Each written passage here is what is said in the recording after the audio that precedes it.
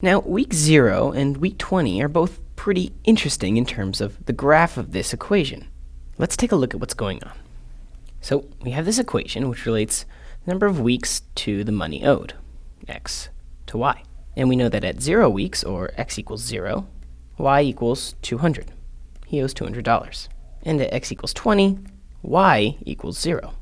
So after 20 weeks, he doesn't owe any money. And I can represent these as ordered pairs. In this case, 0, 200.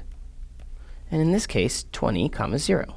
And if this is my graph paper, I'm going to make each of these lines represent, let's say, 5 on the x-axis, so 5, 10, 15, 20.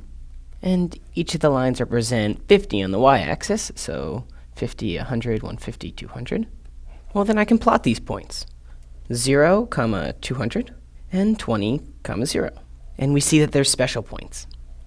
This point, 0, 200, is special because it's right on the y-axis, and so we call it the y-intercept. It's going to be where the graph intercepts the y-axis. And this point, well, it lives right on the x-axis, so you might be able to guess this is what we call the x-intercept. And what's really cool is that these 2 points fully describe a line. They represent all the information I need to know to draw a graph, because all I have to do is connect the dots. And generally, I want to extend my line to continue in either direction as well. And I almost forgot to label my axes.